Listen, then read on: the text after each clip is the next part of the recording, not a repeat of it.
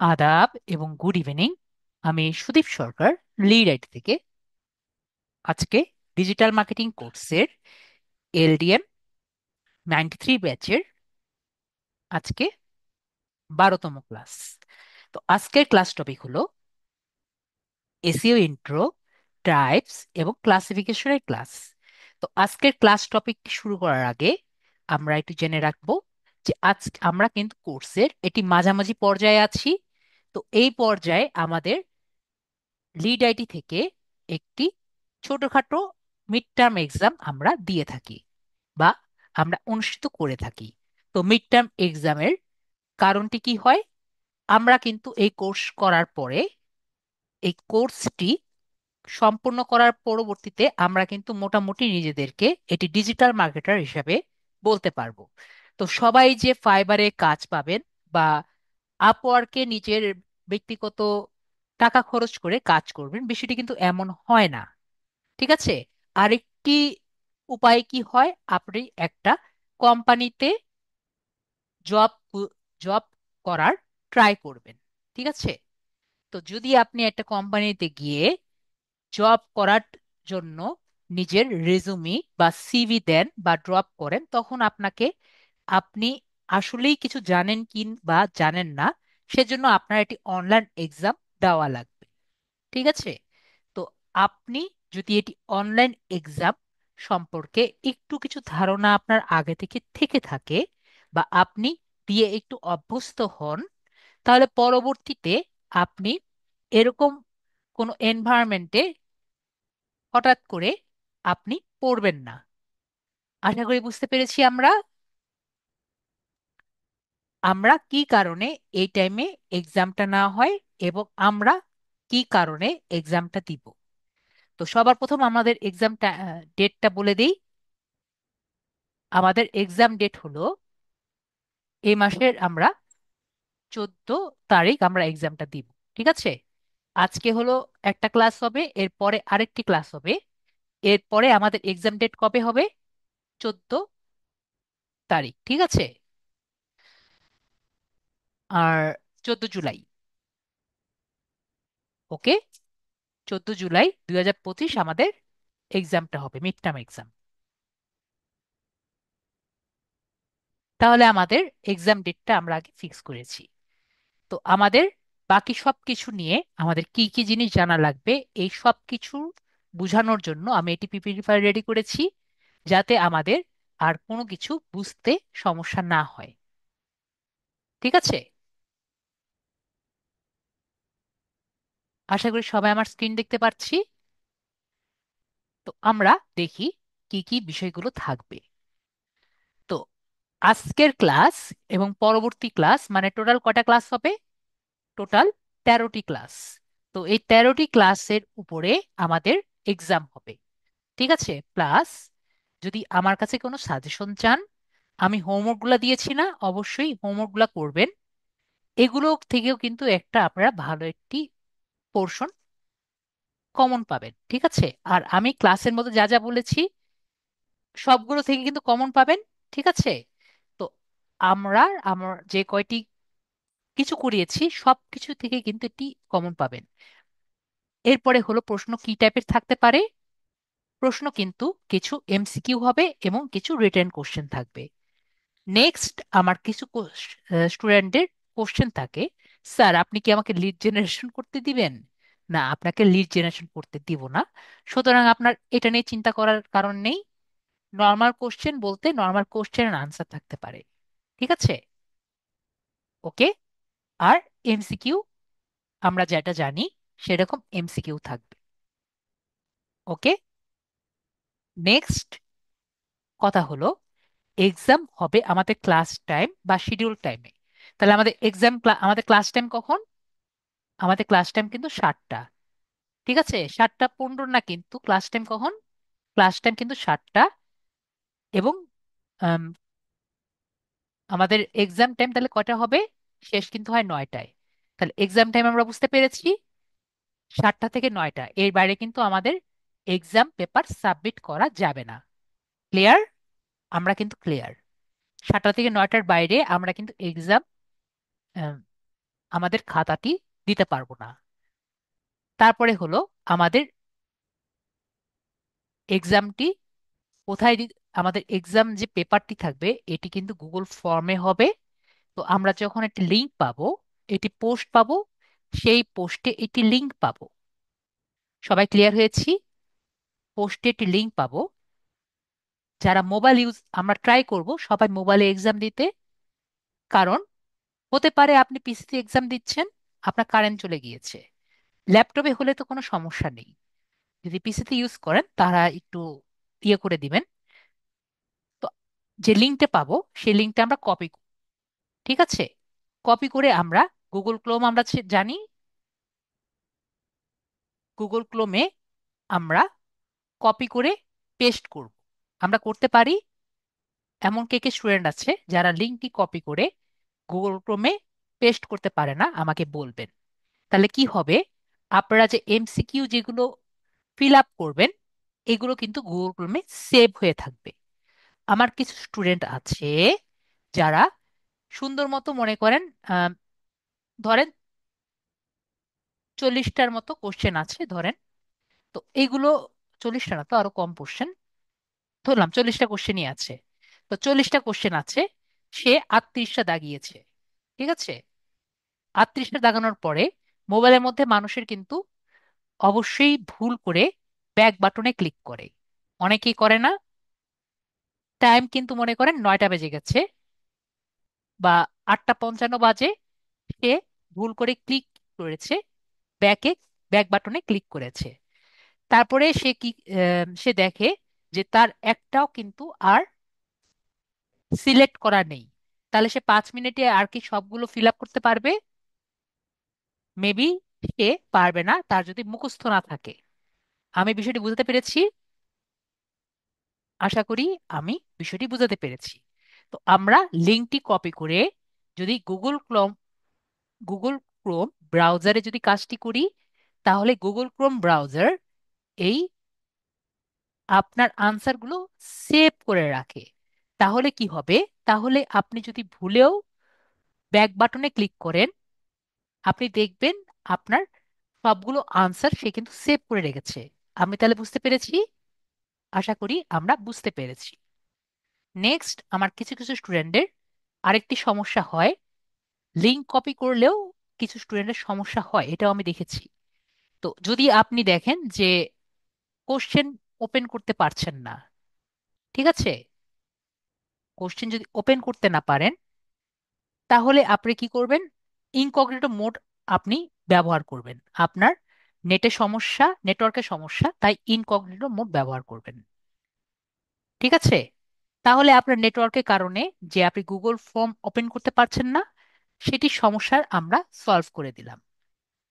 আমার কথা বুঝতে না পারলে আমাকে বলবেন। ইনকগনিটো মোড ব্যবহার করলে আপনার নেটওয়ার্কের কারণে আপনি যে গুগল ফর্ম ব্যবহার করতে পারছেন না, সেটির প্রবলেমও আমি সলভ করে দিলাম। নেক্সট হলো, এখানে দেখতে পাচ্ছি ভিউ রেজাল্টস, ক্লিক করলে রেজাল্ট দেখতে পারবেন। এই বিষয়টি আমি একটু বুঝিয়ে দিই। যদি আপনি গুগল ক্রোমে দিয়ে ব্যবহার করেন, তাহলে আপনি যখন সাবমিট বাটনে ক্লিক করবেন, আমি আবারও বলছি, সাবমিট বাটনে যদি ক্লিক করেন তাহলে আপনি আনসারও দেখতে পারবেন এবং প্রতিটি কোশ্চেনের নিচে কেন আপনি ভুল করেছেন সেটির একটি আনসার দেওয়া আছে বা রিভিউ দেওয়া আছে।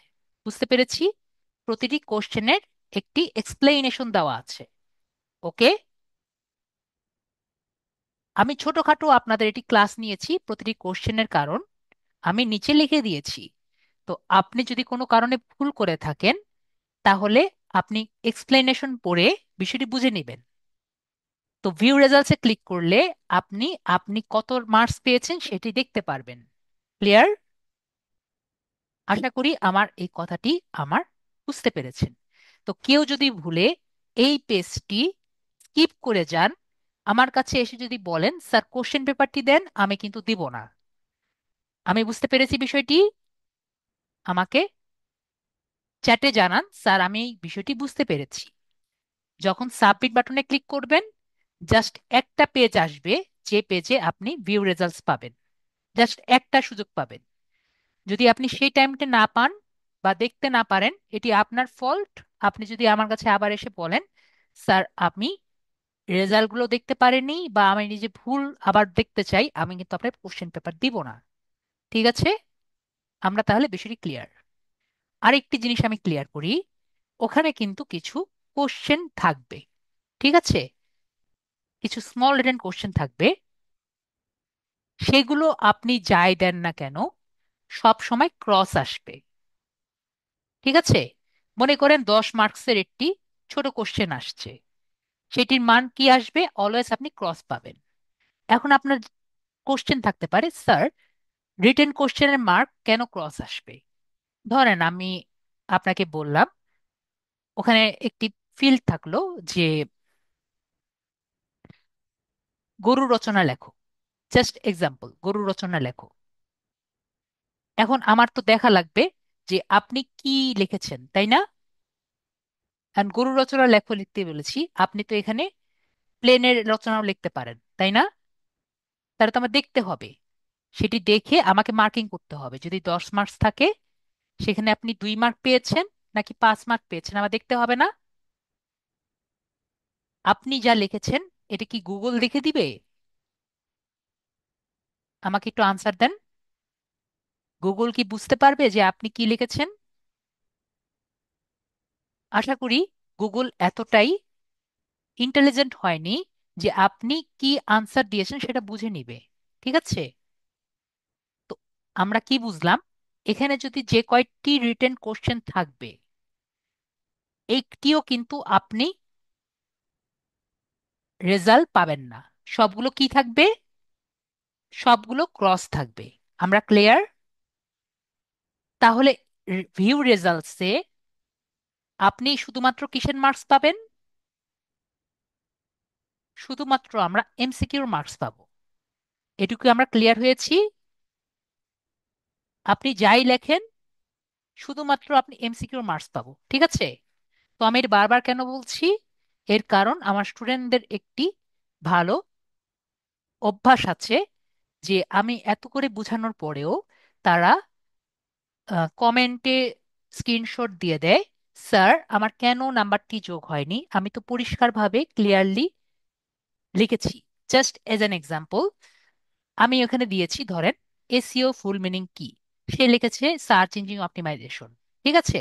তো এটা তো স্যার আমি ঠিক লিখেছি, কেন আমার এখানে ক্রস আসলো? কেন আমার মার্কস যোগ হলো না? তো আমি এখানে সুন্দর মতো বুঝিয়ে দিয়েছি কেন যোগ হলো না। তারপরও কমেন্টে কোশ্চেন সহ, কেন, এক্সপ্লেনেশন সহ এটা কমেন্টে দিয়ে দেয়।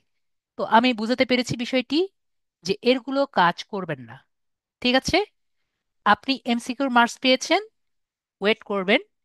আমরা ক্লাসের পর, যখন নেক্সট ক্লাস হবে, তখন সবার রেজাল্ট যখন আমরা দেখব, তখন আমরা দেখব যে আপনার মার্কসের সাথে পরবর্তীতে আমি রিটেন মার্কস যোগ করে দিয়েছি।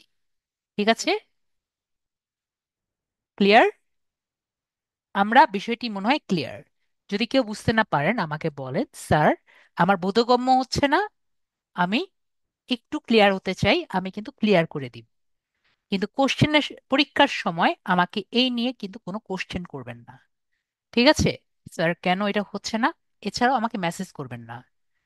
আমাকে বলেন, স্যার আমি বুঝতে পারছি না, বোধগম্য হচ্ছে না, আমি অবশ্যই বুঝিয়ে দিব, ক্লাসের মধ্যে আছি, আমাকে অবশ্যই বলেন। তাহলে আমরা সবাই কিন্তু ক্লিয়ার হয়েছি। তো আমাকে অবশ্যই, এখন যদি কারো কোশ্চেন থাকে বলেন। আমাদের ভিউ রেজাল্টস কি পাবো? শুধুমাত্র এমসিকিউ রেজাল্ট পাবো। আরেকটি প্রবলেম আমি অনেক স্টুডেন্টদের দেখি, স্যার কোশ্চেন কিসে হবে? কোশ্চেনের ভাষা কি হবে? কোশ্চেনের ভাষা কিন্তু ইংরেজিতে হবে। ঠিক আছে? কোশ্চেনের ভাষা কিসে হবে? ইংরেজিতে হবে। ওকে? যদি আপনার ইংরেজি বুঝতে সমস্যা হয়, আপনি একটু কষ্ট করবেন। কষ্ট করে আপনি দেখবেন এখানে মোবাইলে যদি থাকেন, 3 ডটস ক্লিক করে এখানে ট্রান্সলেট করা যায়, সবাই দেখতে পাচ্ছেন? ট্রান্সলেট করে এখান থেকে 3 ডটস ক্লিক করে চুজ অ্যানাদার ল্যাঙ্গুয়েজ দিয়ে আপনি বাংলা করে নিবেন। ঠিক আছে? ওকে। আর এত কঠিন ল্যাঙ্গুয়েজ আমি দেইনি, যেটা আর কি পারা যায় না। তাও যদি না পারেন, প্রতিটি কোশ্চেন কপি করে গুগল ট্রান্সলেটর দিয়ে ট্রান্সলেট করে নিবেন। ঠিক আছে? কারণ এত যদিও ট্রাই করি আমি যাতে স্টুডেন্টরা বুঝতে পারে এরকম করে মানে বাংলা ল্যাঙ্গুয়েজ ইংরেজি করে দিয়েছি। তারপর আশা করি যদি না পারেন, আমার আসলে করার কিছু নেই। ওকে। আশা করি আমরা বুঝতে পেরেছি। আমি একটু আগে বলেছি আলামিন ভাইয়া, আমরা মোবাইলে করতে পারবো। মোবাইলে তো মোবাইলই করতে বলেছি আমি ব্রাউজারটি। ঠিক আছে? এটি লিংক করে আমরা এক্সামটি মোবাইলে দিলে আমাদের কোনো কারণে যদি কারেন্ট চলে যায়, আমরা পরীক্ষাতে সমস্যা হবে না। তো পোস্ট করার টাইম যদি 2 ঘন্টার উপরে যদি আমরা উত্তরপত্র জমা দেওয়া যাবে না। মানে আমাদের যেহেতু ক্লাস টাইম কয়টা পর্যন্ত, 9টা পর্যন্ত, 9টার পরবর্তীতে কেউ যদি উত্তরপত্র জমা দিতে চায়, তাহলে কিন্তু তাদের উত্তরপত্র নেওয়া যাবে না। ঠিক আছে? তাহলে ক্লাস টাইম কয়টা পর্যন্ত? 9টা পর্যন্ত। তাহলে 9টার পরে যদি 1 মিনিটও কেউ নেয়, তার মানে সাবমিট কেউ করে, সে কিন্তু বাতিল। ক্লিয়ার? তার খাতা বাতিল হবে। আবার যদি আমাদের মধ্যে অনেকে আছে যে ই- একবার কোশ্চেনটা পড়ার জন্য নিজের রোল দিয়ে একবার সাবমিট করে, পরে আবার আরেকবার সাবমিট করে, তাহলে 2বার যদি কেউ তার রোল নাম্বার এবং নাম 2বার পায়, সে কি, তার খাতা কি ভ্যালিড হবে নাকি আনভ্যালিড হবে? আমি যদি দেখি একজনের রোল নাম্বার বা নাম 2বার আছে, তার খাতা কিন্তু আমি বাতিল করে দিব। ক্লিয়ার? আশা করি আমি বিষয়টি ক্লিয়ার। তাহলে যদি একবারে বেশি 2বার সাবমিট করেন কেউ, তাহলে তার কিন্তু এক্সাম বাতিল করা হবে। ওকে। রমজান ভাই বলেছেন 7টা থেকে 9টা এর মধ্যে যে কোনো সময় দেওয়া যাবে। জি, অবশ্যই আমি তাই বলেছি। 7টা থেকে 9টার মধ্যে আপনার এক্সামটি কমপ্লিট করতে হবে। ঠিক আছে? কারণ যেহেতু অনলাইন এক্সাম, সবাই একটু ব্যস্তর মধ্যে থাকতে পারে। কিন্তু 9টার 1 মিনিটও যদি বেশি হয়, আমি কিন্তু আপনার খাতা বাতিল করে দিব। ঠিক আছে? পোস্টটি কখন পাবেন? ঠিক 7টার দিকে পোস্ট পাবেন। ওকে। আমরা তাহলে সেটি ক্লিয়ার। এক্সামের দিন ক্লাস হবে না, এটিও আমরা বুঝতে পেরেছি। এবং ফাইনাল এক্সামের রেজাল্ট নর্মালি পাবলিশ করা হয় না। এবং ক্লাসে রেজাল্টের যে আপনারা কি কোশ্চেন লিখেছেন, মানে এই রিটেন কোশ্চেন গুলো নিয়ে আমি কিন্তু আলোচনা করব। আর এমসিকিউর রেজাল্ট, এমসিকিউর এক্সপ্লেনেশন আমি কিন্তু আমার গুগল শিটের মধ্যেই দিয়ে দিয়েছি, মানে গুগল ফর্মেই দিয়ে দিয়েছি। ঠিক আছে? তাহলে আমরা শুধুমাত্র ডিসকাশন কি নিয়ে করব? রিটেন কোশ্চেন নিয়ে আমরা ডিসকাশন করব আমাদের ক্লাসে। তাহলে আমরা সবাই ক্লিয়ার হয়েছি? আশা করি আমরা ক্লিয়ার হয়েছি। এখন আমাদের টাইম ডিউরেশন কত? আমরা 40 মিনিটের মধ্যে এক্সামটি দেওয়ার চেষ্টা করব। ফুল মার্কস হলো 50 এবং পাস মার্ক কত? 35। তাহলে আমাদের আশা করি আর এগ- কোনো কোশ্চেন আর কি থাকে না। ঠিক আছে? তো আমি বারবার বলছি যে 7টা থেকে 9টার মধ্যে আমাদের কিন্তু টাইম লিমিট আছে এই এক্সামটি দেওয়ার। ঠিক আছে? আরেকটি কথা বলে রাখি, গুগল ফর্মে কিন্তু টাইম ক্যালকুলেট বা টাইম দেওয়ার কোনো অপশন নেই। ঠিক আছে? যে আপনার টাইমটি আর কি, যে কে আর কি ঢুকেছে এবং টাইমটি আর কি ইয়ে করার, মনিটর করার কোনো অপশন নেই। ওকে। তো এখন আপনি এই ইনফরমেশনটি কিভাবে ব্যবহার করবেন এটি আপনার উপরে নির্ভর করে। তো যাই হোক, আপনি পাস মার্ক আমি দিয়ে দিয়েছি 35, মার্ক হলো 50, বিষয়টি আমরা ক্লিয়ার হয়েছি। যদি আপনার কিন্তু স্টুডেন্ট রোলটি অবশ্যই লাগবে। একটু আগে বলেছি যে আপনি যদি ভুল স্টুডেন্ট রোল দেন, তাহলে কিন্তু আপনার এক্সামটি বাতিল হবে। আমাকে একটু মেসেজে লেখেন, যেহেতু স্টুডেন্ট রোলটি একটি কোশ্চেন হিসেবে থাকবে, এটি কি রাইট হবে নাকি ক্রস হবে? আমাকে একটু মেসেজে লেখেন। এটি যেহেতু কোশ্চেন হিসেবে থাকবে একটা, তাহলে কি রাইট হবে নাকি ক্রস হবে? সবার কাছে একটু জানি। আপনি যদি সঠিকটাও দেন, এটা কি গুগল ফর্মে রাইট হিসাবে আপনার সামনে দেখাবে নাকি ক্রস হিসাবে দেখাবে? এটা কিন্তু ক্রস হিসাবে দেখাবে। ঠিক আছে, বুঝতে পেরেছি। এটা কি হিসাবে দেখাবে? ক্রস হিসাবে দেখাবে। আমরা ক্লিয়ার? আশা করি আমরা বিষয়টি ক্লিয়ার। তো আপনার এটা নিয়ে কোনো রকম চিন্তা করার দরকার নেই। যদি আপনি ঠিক মতো রোল নাম্বার দিয়ে থাকেন, আপনার অবশ্যই পরবর্তীতে রেজাল্ট আসবে। ক্লিয়ার? আশা করি ক্লিয়ার। যদি আপনি নিজের রোল নাম্বারটি ভুলে যান, তাহলে আপনি অফিস টাইম 10টা থেকে 5টার মধ্যে অনেক টাইম আছে, 14 তারিখ কিন্তু অনেক দেরি। তাহলে আপনি কি করবেন? অফিস থেকে আপনার কল দিয়ে আপনি আপনার রোল নাম্বার বের করে নেবেন। আমি নর্মালি বিরক্ত হই না, কিন্তু একটা জিনিসে আমি সব থেকে বেশি বিরক্ত হই। এখানে কি লেখা রেখেছি? 10টা থেকে 5টা পর্যন্ত, তাই না? আমাকে স্টুডেন্টরা মনে করেন 7টার ব্যাচ হলে 7টা 6:55 আমার কল মেসেজ দেয়, স্যার আমি রোল নাম্বার পাচ্ছি না, এখন কি করব? আমি তাকে কি বলবো বলেন? 7টার দিকে এক্সাম, 6টা 55-তে, এমনকি অনেক স্টুডেন্ট আছে 7টার দিকে আমাকে মেসেজ দেয়, স্যার আমি তো এক্সাম ঢুকতে পারছি না, আমার রোল নাম্বার লাগবে। তো তাকে আমি কি বলবো? আমি এতদিন আগ থেকে তাদেরকে বলি যে আপনার রোল নাম্বারটি না থাকলে অফিস থেকে জোগাড় করে নেন, অথবা মেসেজে থেকে চেক করে নেন। তো এরপরেও আপনারা কি করেন? আমার কথাটি আমলে না নিয়ে কিছু করেন না। তো আমি বারবার বলছি কি, অফিস থেকে নিজের রোল নাম্বারটি যদি ভুলে যান, রোল নাম্বারটি কখন দেয় আমরা একটু যদি চিন্তা করি, যখন আমাদের আহ, ভর্তি হই তখনই কিন্তু রোল নাম্বারটি দিয়ে দেয়। তো আপনি যদি কোনো কারণে মোবাইল হারিয়ে যায়, মোবাইল ভেঙে যায়, অথবা মেসেজ ডিলিট হয়ে যায়, অফিসে কল দিলেই আপনাকে দিয়ে দিবে। তো আমরা একটু ব্যস্ততা না দেখিয়ে অফিসে কল দিয়ে দিব। ঠিক আছে? আমাকে 7টার দিকে কল দিয়ে আমাকে যদি বলেন, স্যার আমি এখন কি করি, আমার কিন্তু বলার শুধুমাত্র একটাই উপায় আছে, বসে থাকেন। ঠিক আছে? আমি ক্লিয়ার? আমার কি বলার আছে? আপনি বসে বসে থাকেন, কিছু করার নেই। ক্লিয়ার হয়েছি? আশা করি বুঝতে পেরেছি। তো এতদিন আগে থেকে বলে রাখেও যদি আপনার না সিরিয়াস হন, আমার করার কিছু নেই। তো আমরা আপাতত মিড টার্ম এক্সাম সম্পর্কে A to Z সব জেনেছি, এবং এক্সাম টাইম, এক্সাম ডেট সম্পর্কেও আমরা জেনে গেছি। ওকে? তো এটা নিয়ে আমাদের আপাতত আর কোনো চিন্তা করার দরকার নেই। এখন আজকের আমরা ভেরি গুড, শাহাদিন ভাইয়া সুন্দর মতো এক্সাম ডেটগুলো লিখে দিয়েছেন।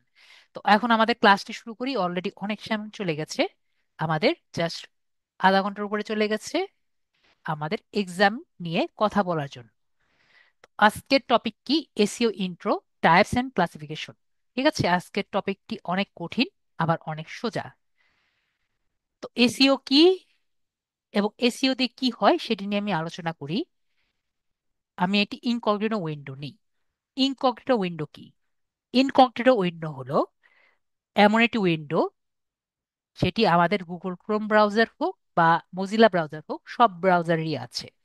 তো ইনকগনিটো উইন্ডোতে কি হয়? আপনি যা যা সার্চ করবেন সেগুলো হিস্টোরি সে সেভ করবে না, কুকিজ গুলো সেভ করবে না, ইনফরমেশন গুলো সেভ করবে না, এছাড়াও ওয়েবসাইটের ডাটাগুলো সেভ করবে না। এমনকি আমাদের নেটওয়ার্কের যে আমরা যেখানে আছি সেই জায়গাটিও সে মাঝে মাঝে সেভ করে না। আমি বুঝতে পেরেছি। তো এই কারণে কিন্তু আমরা নর্মালি ইনকগনিটো ব্যবহার করে থাকি। আমিও এই কারণে ইনকগনিটো ব্যবহার করি। এছাড়াও আমাদের লোকেশন সম্পূর্ণভাবে হাইড করার জন্য আরো বড়, আরো স্ট্রং ওয়েবসাইট, আরো স্ট্রং ব্রাউজার গুলো আছে। যেমন যারা হ্যাকার যারা আছে তারা টর ব্রাউজার ইউজ করে। ঠিক আছে? আবার যারা ছোটখাটো, যারা নর্মাল শুরু করছে, তারা ব্রেভ ব্রাউজার ইউজ করে। তো এইগুলো দিয়ে আপনার লোকেশন সম্পূর্ণভাবে হাইড করা পসিবল। ওকে? তো আমরা ইনকগনিটো ব্যবহার করতে পারি শুধুমাত্র কি জন্য? ব্রাউজার হিস্টোরি, কুকি ডাটা, এবং নিজের যেগুলো বিষয়গুলো আছে সেগুলো আর কি, যাতে ওয়েবসাইটগুলো না নেয়। ঠিক আছে, এখন কথা হলো সার্চ ইঞ্জিন অপটিমাইজেশনটা কি। মনে করেন একটা র্যান্ডম পার্সন গুগলে গেল, ঠিক আছে, তো মনে করেন সে একটা হেডফোন কিনবে। তাহলে সে কি করবে? সে এখানে সার্চ দিবে হেডফোন প্রাইস ইন বিডি। ঠিক আছে, তো এরকম করে তো সার্চ দিবে, সে তো জানবে না যে কোন কোম্পানি ভালো, কোন ওয়েবসাইট ভালো, এছাড়া কোন কোম্পানি ভালো আফটার সেল সার্ভিস দেয়। এগুলো সম্পর্কে কিন্তু আমার মতো যারা টেক ইন্ডাস্ট্রিতে আছে বা টেক নিয়ে নাড়াচাড়া করে এছাড়া কিন্তু জানবে না। সে কি করবে? সে কি দারাজে ঢুকবে, রায়ান্সে ঢুকবে, স্মার্ট টেকনোলজিসে ঢুকবে, নাকি প্রথমে স্টার টেকে ঢুকবে? অবশ্যই সে কিন্তু প্রথমে স্টার টেকে ঢুকবে, ঠিক না? তাহলে সে প্রথমে স্টার টেকে ঢুকলো, তাই তো করার কথা। তারপরে এখানে দেখলাম হ্যাবিটের আছে, তারপরে এখানে র্যাপো আছে, তো লজিটেক আছে। আমি কিন্তু জানি কোনটা কি করে, কিন্তু নর্মাল কাস্টমার কি করবে? সে দেখবে কি কম দামে এখানে হ্যাবিট পাচ্ছে, সে হ্যাবিটে গিয়ে এখানে প্রথম যেটা আছে সে আর কিছুই দেখবে না, সে এটা কিনে ফেলবে। বিষয়টা কি সেরকম হয় নাকি হয় না আমাকে বলেন তো? এটি হওয়ার পসিবিলিটি কতটুকু? আমার মতে 90% কিন্তু টাইম তাই হয়। ঠিক আছে, একটা এভারেজ কাস্টমার তাই কিন্তু করে, তাই না? আর আমাকে বলেন কয়জন কাস্টমার 2 নাম্বার পেজে বা 3 নাম্বার পেজে গিয়ে নিজের প্রোডাক্ট খুঁজে? কমেন্টে লিখতে পারেন যে একটা প্রোডাক্ট সে 2 থেকে 3 নাম্বার পেজে গিয়ে খুঁজতে থাকে। তাহলে কি হয়? তাহলে কি বুঝতে পারলাম? যে ফার্স্ট পেজে যে আসে, ফার্স্টের দিকে বা ফার্স্ট পেজে যে আসে তার বিজনেস বেশি বেটার কাজ করে, তাই না? তো এখানে আমরা কি বুঝতে পারছি? স্টারটেকের বিজনেস কিন্তু বেশি বেটার কাজ করছে। তাহলে এই যে প্রথম দিকে আসলো এবং তার বিজনেসটি বেটার কাজ করলো, এটিকে কি বলছে? এটা হলো আমার এসইও বা সার্চ ইঞ্জিন অপটিমাইজেশন। এর কারণে আর কি এই বিষয়টি হয়। তো আমরা বিষয়টি ক্লিয়ার হয়েছি যে সার্চ ইঞ্জিন অপটিমাইজেশন কি এবং কি জন্য একটা কোম্পানি সার্চ ইঞ্জিন অপটিমাইজেশন করে থাকে। ওকে, তো আমরা যদি এখানে যাই, একটা সার্চ ইঞ্জিন অপটিমাইজেশন স্পেশালিস্ট বলেছিলেন অনেক পুরানো একটি কথা, যে আপনি যদি একটি লাশ গুম করতে চান, সবচেয়ে বড় ইফেক্টিভ জায়গা হলো গুগলের সেকেন্ড পেজ। কারণ বেশিরভাগ মানুষই গুগলের সেকেন্ড পেজে যায় না, গুগলের ফার্স্ট পেজই সে কিন্তু থেকে যায়।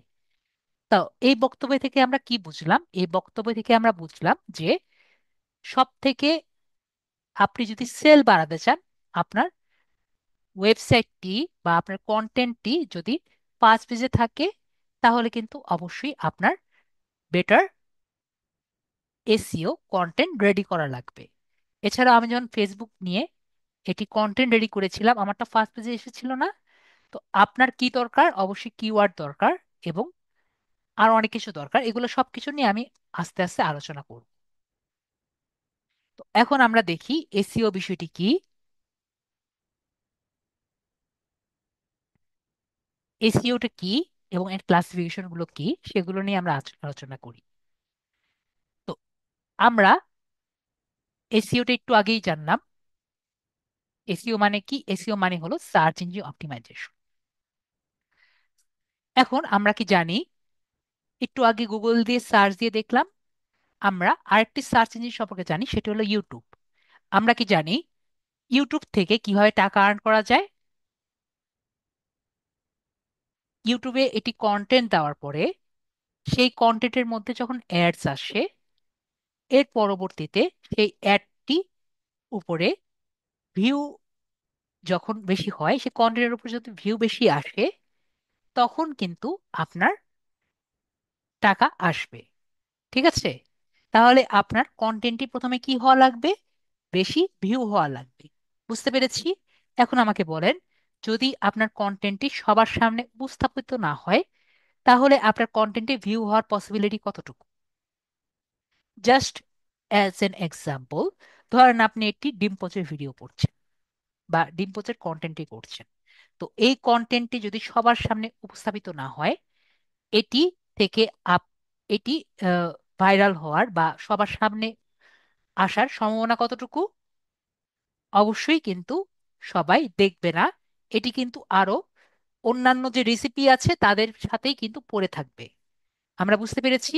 কারণ আমরা যদি নেটে সার্চ দেই যে how to make a perfect egg site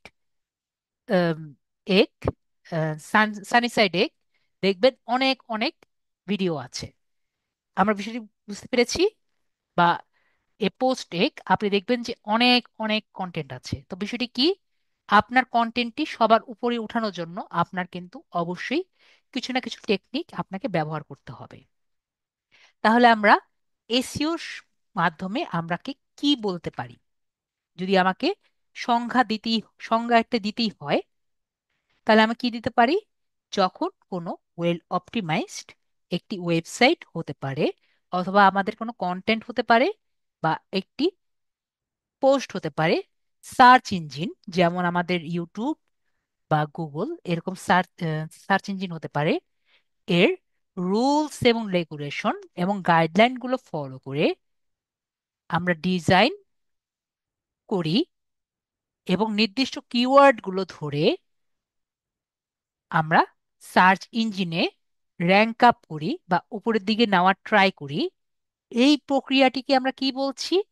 আমরা বলছি সার্চ ইঞ্জিন অপটিমাইজেশন। আমি আবারও বলছি, যখন কোনো ওয়েল অপটিমাইজড ওয়েবসাইট বা পোস্ট বা কন্টেন্ট সার্চ ইঞ্জিন এর রুলস অ্যান্ড রেগুলেশন এবং গাইডলাইনগুলো ফলো করে ডিজাইন করা হয় এবং নির্দিষ্ট কিওয়ার্ড ধরে সার্চ ইঞ্জিনের কে সার্চ ইঞ্জিনে সেই পোস্টটি র্যাঙ্ক করা হয়, তাকে আমরা কি বলছি? এই টেকনিককে বলছি আমরা সার্চ ইঞ্জিন অপটিমাইজেশন। ঠিক আছে? তো আমরা এদিকে যদি আমি ইংরেজিতে আমাকে উপস্থাপন করা লাগে, তাহলে আমি বলতে পারি যে দ্য প্রসেস অফ, একটা ছোট ওয়ার্ড, ছোট উপায় আর কি, the process of growing your website or contents traffic organically through search engine is called SEO। ঠিক আছে? যে আমাদের কন্টেন্ট বা আমাদের ওয়েবসাইটটি সার্চ ইঞ্জিনের মাধ্যমে অর্গানিকলি যদি আমি ট্রাফিক বাড়াতে চাই, সেটিকে আমরা কি বলছি? এসইও বলছি। তো আমরা বুঝতে পেরেছি যে এসইও কাকে বলে। ওকে? তো এসইও সম্পর্কে কিন্তু আমাদের মোটামুটি ধারণা হয়ে গেছে। ওকে? সবাই ক্লিয়ার? এসইও কাকে বলে আমরা কিন্তু ক্লিয়ার। এখন যদি আমার বুঝতে, একটু আগে আমরা কি আলোচনা করেছিলাম? যে ইয়ারফোন প্রাইস ইন বাংলাদেশ, তাই না? কিওয়ার্ডের কথা বলেছিলাম। তো আমরা যদি কোনো একটি কিওয়ার্ড এর কথা যে বললাম, ইয়ারফোন প্রাইস ইন বাংলাদেশ, এগুলো কি জিনিস? প্রাইস ইন বিডি, এগুলো কি জিনিস? তো ইয়ারফোন বিডি বাংলাদেশ যে দিলাম, এগুলো হলো, একটা হলো কিওয়ার্ড আর একটা হলো কি ফ্রেজ। তো কিওয়ার্ড এবং কি ফ্রেজ কাকে বলে? কিওয়ার্ড মানে হলো একটি শব্দ, এবং কি ফ্রেজ মানে হলো অনেকগুলো শব্দ মিলে একটি কি ফ্রেজ হয়। তাহলে আমরা বুঝতে পেরেছি যে একটু আগে যে উদাহরণ আমরা দিলাম, হেডফোন ইন বাংলাদেশ, তাহলে এখানে কিওয়ার্ড কোনটা এবং কি ফ্রেজ কোনটা, এবং কেন কিওয়ার্ড এবং কি ফ্রেজ আমাদের একটি এসইওতে গুরুত্বপূর্ণ ধারণা, আহ, মানে প্রয়োজনীয়তা পড়ে। গুগলে যদি সার্চ না দেন, তাহলে কিন্তু আপনার কন্টেন্টটি আসার কোনো পসিবিলিটি থাকবে না। আরেকটি উদাহরণ আমি দেই, কিওয়ার্ড যদি হয় শপিং মল, তাহলে আমরা যদি কি ফ্রেজ, তাহলে কি হতে পারে? কি ফ্রেজ হতে পারে best shopping mall in BD. তাহলে আমাদের একটি ভালো ধারণা হয়ে গেল যে কিওয়ার্ডটি কি এবং কি ফ্রেজটি কি। ক্লিয়ার? তাহলে আমরা এসইও বুঝলাম, এবং কিওয়ার্ড এবং কি ফ্রেজ এর বিষয়টি কি এটিও আমাদের ধারণা হয়ে গেল। এখন আমরা একটু বুঝি যে আমরা যে এতক্ষণ ধরে সার্চ ইঞ্জিনের কথা বলছি, আমরা কি সার্চ ইঞ্জিন সবগুলোকে চিনি? আর কি কি সার্চ ইঞ্জিন আছে? আমরা দেখতে পারি যে গুগল একটি সার্চ ইঞ্জিন। অনেকে কিন্তু ডাক ডাক গো সম্পর্কে শুনেছি। ডাক ডাক গো কিন্তু সার্চ ইঞ্জিন। এছাড়া আস্ক একটি সার্চ ইঞ্জিন আছে। এছাড়াও বিং হলো, বলেন তো আমরা কি জানি বিং কিসের সার্চ ইঞ্জিন? বিং কিন্তু মাইক্রোসফটের সার্চ ইঞ্জিন, জানি আমরা। বিং কিন্তু মাইক্রোসফটের সার্চ ইঞ্জিন। বাংলাদেশের সার্চ ইঞ্জিনের নাম জানি আমরা। বাংলাদেশের সার্চ ইঞ্জিন নাম হলো পিপিলিকা। ক্লিয়ার? আমরা তাহলে বুঝতে পারলাম এই সার্চ ইঞ্জিনগুলোকে আমরা অপটিমাইজ করে আমাদের ওয়েবসাইটটিকে উপরে তোলার ট্রাইটা, আমাদের উপরে তোলার চেষ্টাটাকে আমরা কি বলছি? আমরা এই চেষ্টা করার প্রক্রিয়াটিকে বলছি হলো এসইও। কারণ সবই তো বুঝলাম স্যার। তাহলে এসইও আসলে যখন কাজটি হয়, এই কাজটি আসলে কিভাবে হয় আপনি তো বুঝলে বুঝাবেন সামনে যে প্র্যাকটিক্যালি কিভাবে হয়, কিন্তু থিওরিটিক্যালি ভিতরে কি কি হয় সেটি তো আমার জানার ইচ্ছা আছে স্যার। যে ভিতরে আসলে মেকানিজমটা কি, তাই না? আপনাদের জানার ইচ্ছা আছে না যে হাউ এসইও ওয়ার্কস, যে আসলে এসইওটা কিভাবে কাজ করে? তো এসইও মাত্র তিনটি তিনটি ওয়েতে কাজ করে। তো প্রথমটি হলো ক্রলিং, তারপরটা হলো ইন্ডেক্সিং, আরেকটি হলো র্যাঙ্কিং। ঠিক আছে? ক্রলিং, ইন্ডেক্সিং আর র্যাঙ্কিং, এই তিনটির মানে কি? এই তিনটি মানে আমি একটি ছবি দিয়ে বুঝালে আপনারা খুবই ইজিলি বুঝতে পারবেন। ধরেন, যখন আপনি একটি কন্টেন্ট বা একটি ওয়েবসাইটে পাবলিশ করলেন, ঠিক আছে, আপনি ইন্টারনেটে পাবলিশ করলেন, তখন ইন্টারনেট থেকে একটি বট, এটি একটি কাল্পনিক বট, ঠিক আছে, কাল্পনিক কাল্পনিক বট কি করে? আপনার ওয়েবসাইটের এই ডান থেকে বাম সাইডে হেঁটে যায়। ঠিক আছে, এটা জাস্ট চিন্তা করা হয় যে হেঁটে যাচ্ছে। হেঁটে গিয়ে কি করে? সে অ্যানালাইজ করে বা বোঝার চেষ্টা করে এটা আপনি কি লিখেছেন। আপনি ধরেন আপনি খাবারের একটি পোস্ট লিখেছেন বা খাবারের একটি ওয়েবসাইট করেছেন, ঠিক আছে? তাহলে ও কি চিন্তা করছে এখন? ও চিন্তা করছে আপনি একটি খাবারের ওয়েবসাইট করেছেন, ফুড। ঠিক আছে, দেখেন এখানে কি লেখা আছে: search engine spider's crawling your website and understand your page content. তাহলে সে আপনার ওয়েবসাইটে ঢুকলো, ঢুকে বোঝার চেষ্টা করলো সে আপনি আসলে কি লিখেছেন। এরপরে সেকেন্ডে কি বলেছি? সেকেন্ডে বলেছি হলো ইন্ডেক্সিং। সেকেন্ড ফেসে সে এখন আপনি যে ফুড দিয়েছেন সেটাকে সে ক্যাটেগরাইজ করে। আমরা ক্যাটেগরি করেছি না, আলাদা আলাদা করে ভাগ করেছি না? তো সে কি করা আছে, আগে থেকে সবকিছু আলাদা করে ভাগ করা আছে। তাহলে যেরকম আপনি মনে করেন ফুডটা মনে করেন বার্গার এর একটি burger, don't mind my spelling. তো এখানে বার্গার নিয়ে একটি পোস্ট করেছেন, ধরেন এখানে বার্গার দিয়ে আর কি পোস্ট আছে আগের। তাহলে সে কি করলো? Your site is indexed under the relevant categories and search items. তো ফুডের মধ্যে বার্গার একটি ইন্ডেক্স করা আছে মনে করেন বিতে। তাহলে ও কি করবে? যেহেতু ও পরে বুঝেছে যে এটি বার্গার টাইপের, তাহলে সে এখন আপনার পোস্টটি এই বি ক্যাটাগরিতে রেখে দিল। ঠিক আছে, এখন মনে করেন একটা ইউজার সার্চ করলো ফুড দিয়ে। এটা হলো আমাদের লাস্ট টপিক। লাস্ট টপিকে কি? র্যাঙ্কিং। তাহলে next time a user searches E searches and it matches the topic of your content. তাহলে একটা ইউজার সার্চ দিল বার্গার। তাহলে বার্গার দিলে তখন এই বটটা কি করবে? এই বটটা খুঁজবে যে ওর পেজের মধ্যে বার্গার কোথায় ছিল। তখন সে খুঁজে পেল এই যে বার্গার আপনার কাছে ছিল। তখন সে এ আর সি তে আসবে। আপনাদের কি মনে হয়? আমাকে মেসেজে লেখেন, সে কি এ আর সি তে দেখবে, চেক করবে? সে কিন্তু এ আর সি তে আর যাবে না। সে আগেই জানে যে বি তে আছে। তাহলে বি থেকে সে ডাইরেক্ট বি এর জিনিসটা সে এখানে দেখাবে। Next time, when user searches and it matches your topic of your content, your website will rank on ACRP. ACRP মানে হলো সার্চ ইঞ্জিন রেজাল্ট পেজ। এখন আপনার মনে হতে পারে স্যার, এই এসিআরপি কি জিনিস? এসিআরপি আমরা গুগলের যে পেজ দেখি না, যে সার্চ করি, দেখেছি না, এটাকে বলা হয় সার্চ ইঞ্জিন রেজাল্ট পেজ। তো আশা করি আমরা বিষয়টি ক্লিয়ার হয়েছি। তাহলে আমরা মোটামুটি সবাই বুঝতে পেরেছি যে এটা কি। এটাও যদি না বুঝেন, আমরা একটু টেকনিক্যাল টার্মে যাই। যে আমাদের এই ওয়েবসাইটটি দিলাম, সে শুধুমাত্র ওয়েব পেজটি অ্যানালাইজ করলো।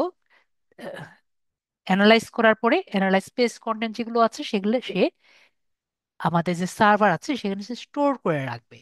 তারপরে ধরেন একটা ইউজার একটি জিনিস সার্চ দিল, সেই সার্চ গুলো একটি অ্যালগোরিদম আকারে আর কি সে দেখে। মনে করেন আপনি ফুড, এখানে ফুড কন্টেন্ট ছিল, এই ফুড কন্টেন্টটি সে এখান থেকে নিজের সার্ভারে রেখে দিয়েছে। তো ইউজার এই ফুড দিয়ে আর কি সার্চ দিয়েছে, সে সেন্ড দিচ্ছে যে আমার ফুড জিনিস লাগবে। তখন র্যাঙ্কিং অ্যালগোরিদম দেখতে চাচ্ছে যে ফুডের কি কি আছে আমাকে দাও, এবং ওর কাছে চাইবে আমাকে ফুড দাও। ওর কাছে চাইবে, তখন স্টোরেজ থেকে খুঁজবে ফুড কই আছে, ফুড কই আছে। পরে যখন ফুড পাবে, একটু আগেই নিয়েছে, সেই ফুডটাকে সে সার্চ করে নিয়ে দেখাবে ওর সামনে। ঠিক আছে, আমরা তাহলে বিষয়টি ক্লিয়ার হয়ে গেছি। ওকে, তাহলে আমরা এসইও কিভাবে কাজ করে আমরা ক্লিয়ার। অ্যালগোরিদম মানে হলো ধাপে ধাপে কাজ করা হলো অ্যালগোরিদম। যাই হোক, আমরা এটা ক্লিয়ার। এখন হলো এসইও কয় টাইপ। এসইও হলো, যদি আমি নৈতিকতার দিক থেকে চিন্তা করি, মানে খারাপ বা ভালো এই দিক থেকে যদি চিন্তা করি, তাহলে এসইও আমি বলবো চার টাইপ। ঠিক আছে, যদি ভালো বা খারাপ এই দিক দিয়ে চিন্তা করি তাহলে কয় টাইপ? তাহলে হলো চার টাইপ।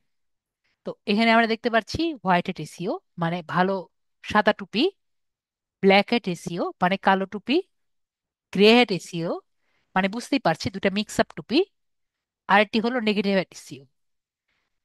তো এটাকে আমি কিভাবে বুঝাবো জানি না, কিন্তু নেগেটিভ হ্যাট। ঠিক আছে, সামনে কালো ভিতরে সাদা, এরকম মনে রাখেন। ঠিক আছে, মানুষ মানে লুকিয়ে লুকিয়ে কাজ।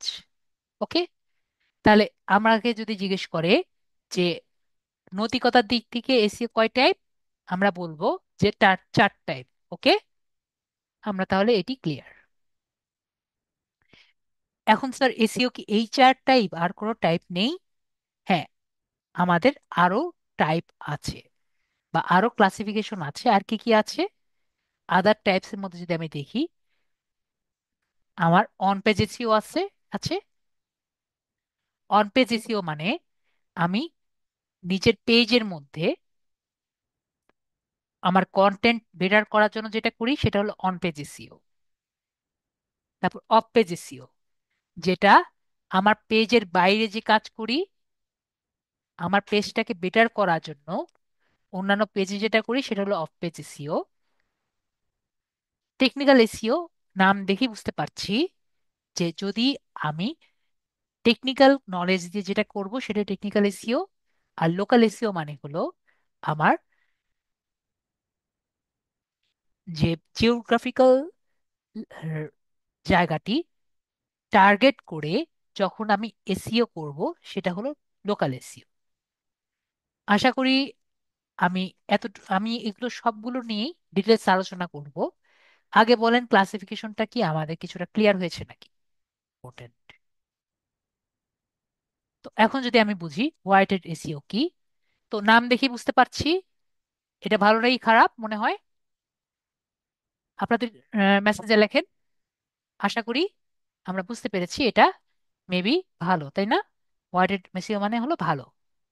তো হোয়াইটেড টেকনিক হলো গুগলের সুপারিশকৃত পদ্ধতি, যেগুলো ওয়েব পেজ বা ওয়েবসাইটের র্যাঙ্কিং করার জন্য এই পদ্ধতিগুলো অনুসরণ করে। আপনি গুগলের গাইডলাইনগুলো মেনে চলছেন, যা আপনাকে আপনার ব্যবসার অনলাইনে নেতিবাচকতা ছাড়াই আপনার ওয়েবসাইটে প্রচার করতে সহায়তা করে। তো কি বুঝতে পারলাম? যে আপনি আপনার একটি ওয়েবসাইটে কে বেটার করার জন্য যেটা করতে পারেন সেটি হলো আপনার হোয়াইট হ্যাট এসইও। তো কিছু হোয়াইট হ্যাট এসইও টেকনিকগুলো কি হতে পারে? আপনি আপনার ওয়েবসাইটের টেক্সটের মান বা কন্টেন্ট যদি ভালো মতো প্রকাশ করেন, গুগল সবসময় মনোযোগ দেয় আপনার ওয়েব পেজ বা ওয়েবসাইট সার্চারদের সমস্যাগুলো ভালোভাবে সমাধান হচ্ছে বা নাকি।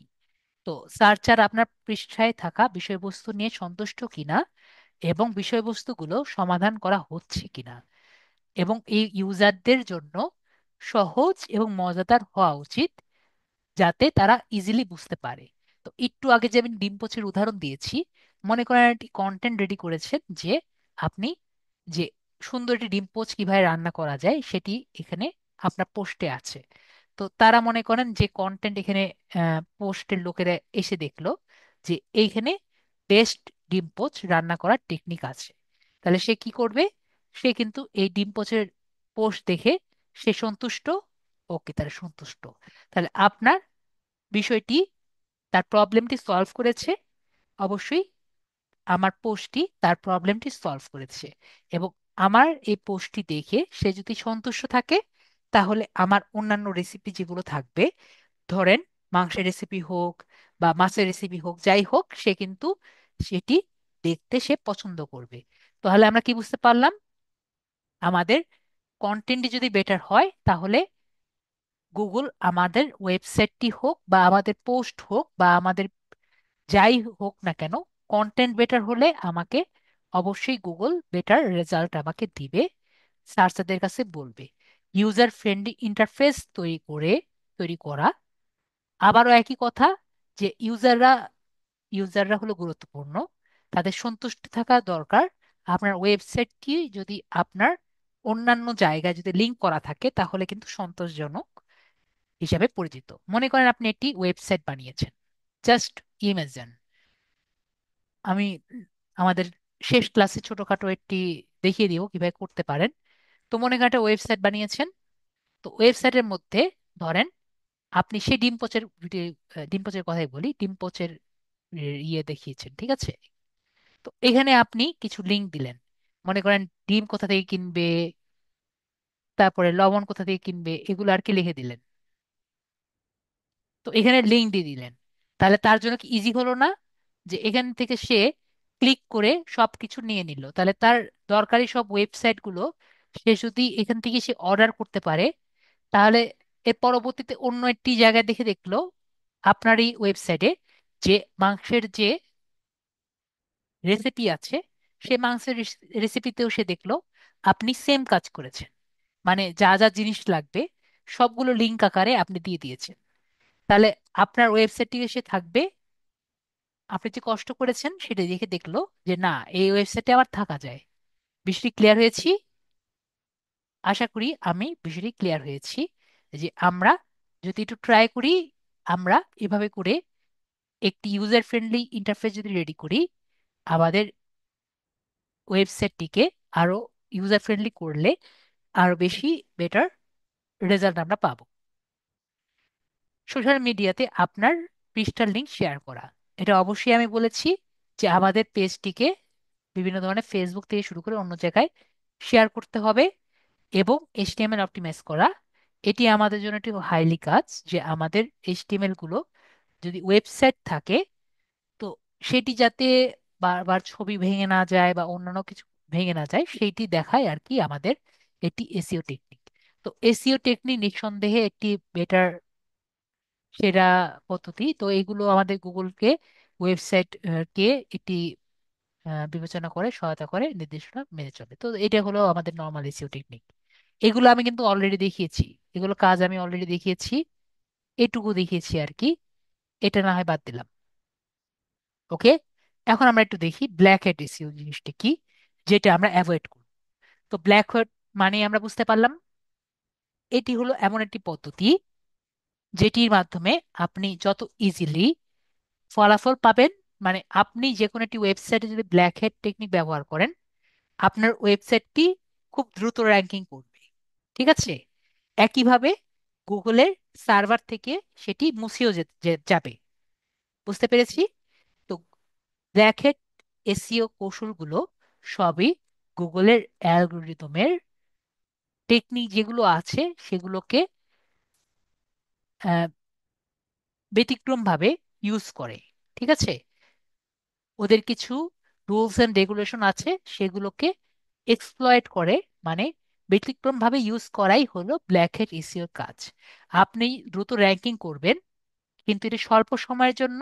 কারণ গুগল যখন লক্ষ্য করবে যে আপনার পেজটি প্রকৃতপক্ষে যে উদ্দেশ্য পূরণ করছে না, বরং শুধু ক্লিক পাচ্ছে। বুঝতে পেরেছি? যেমন ধরেন, আপনি সেই আগের মতো একটি ডিম পচে ভিডিও দিয়েছেন, ডিম পচে পোস্ট করেছেন।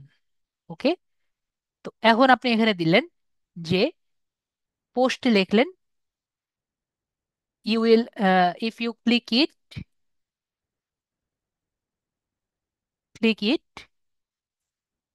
You will get $1,000। ঠিক আছে, $100। ঠিক আছে, এ ওয়ে টু গেট $100। তাহলে সে এখানে পোস্টে ক্লিক করলো, ক্লিক করে সে দেখলো ডিম পোচের একটি কন্টেন্ট দেওয়া আছে। তাহলে কি যারা এখানে আসবে তারা কি তাদের প্রবলেমটা সলভ পাবে? আশা করি তাদের প্রবলেমটা সলভ পাবে না। ওকে, আমার ডিম পোচের কন্টেন্ট দেখে অবশ্যই তারা এই মুহূর্তে $100 পাবে না, পাবে না, পাবে মনে হয়? আশা করি পাবে না। আমরা প্রায় অনেক ধরনের ব্ল্যাক হেড এসইও টেকনিক দেখেছি না? ফেসবুকে কিন্তু এরকম টেকনিক আমরা কিন্তু অনেকেই দেখেছি। কিছু ব্যাটিক টেকনিকের মধ্যে রয়েছে কি, লিঙ্ক স্প্যামিং। একটু আগে আমি বললাম যে এরকম কন্টেন্ট দিয়ে একটা লিঙ্ক বারবার কপি করা। আমি আপনাদের কিন্তু একটা লিঙ্ক স্প্যামিং এর ওয়ে কিন্তু বলেছি। আমরা অর্গানিক মার্কেটিং যখন করি তখন কিন্তু একরকম আমরা লিঙ্ক স্প্যামিং করি, মনে আছে? আমরা, আমি কি বলেছি আপনাদের, যে ফেক অ্যাকাউন্ট করে এই কাজটি করতে, না হলে আপনাদের এই লিঙ্ক স্প্যামিং বলে আপনাদের অ্যাকাউন্ট কিন্তু বন্ধ করে দিতে পারে। মনে আছে? এছাড়াও আপনার এর সাথে, যদি এর সাথে যুক্ত যে ফেসবুক পেজ আছে, এটিও কিন্তু রেস্ট্রিক্ট করে দিতে পারে। কি কারণে? ব্ল্যাক হ্যাট এসইও ধরে আপনাকে অফ করে দিতে পারে। Keyword stuffing. কিওয়ার্ড স্টাফিং মানে কি? কিওয়ার্ড স্টাফিং হলো যে আমাদের অতিরিক্ত কিওয়ার্ড। তো ধরেন আমি হেডফোন নিয়ে কথা বলেছি না, এটা কিওয়ার্ড না? হেডফোন কিন্তু কিওয়ার্ড। তো আপনি মনে করেন অতিরিক্ত কিওয়ার্ড দিলেন, মনে করেন এর মধ্যে আপনি কিওয়ার্ড কন্টেন্টের মধ্যে মনিটরও ঢুকালেন, পারলে হাউসও ঢুকালেন, মানে যা যা পারেন এটার মধ্যে, এই কন্টেন্টের মধ্যে ঢুকালেন যাতে আরো বেশি মানুষ এটা দেখতে পারে। তো এটাকে আমরা কি বলছি? কিওয়ার্ড স্টাফিং বলছি। ওকে, বেশি বেশি কিওয়ার্ড ঢুকানো কি কিওয়ার্ড স্টাফিং এর মধ্যে পড়ে। অতিরিক্ত অপটিমাইজড এইচটিএমএল ট্যাগস, যদি আমি বেশি এইচটিএমএল ট্যাগস ব্যবহার করি সেটি হলো আমাদের অতিরিক্ত এইচটিএমএল ট্যাগস হবে, এবং হেডিংসও কিন্তু সেই অবস্থি হয়। অতিরিক্ত ছবি ব্যবহার করা, বেশি ছবি ব্যবহার করাও হলো ব্ল্যাক হেড এসইও এর কাজ। হিডেন টেক্সট বা লিঙ্কস, যদি আমার, ধরেন এই যে ছবিটি আছে, এই লেখাটি আছে, এটি যদি আমি এই কালার করে দিই, এটি কি হিডেন হয়ে যাবে না? আপনাদের কি মনে হয়? এই ব্যাকগ্রাউন্ডে কালার করে দিই, তাহলে এটি হিডেন হয়ে যাবে না? এবং এটিকে যদি আমি একটা লিঙ্ক করে দিই, তাহলে আমি যেখানে নিয়ে যেতে চাই আপনি ভুলে ওই জায়গায় চলে যাবেন না? আপনাদের কি মনে হয়?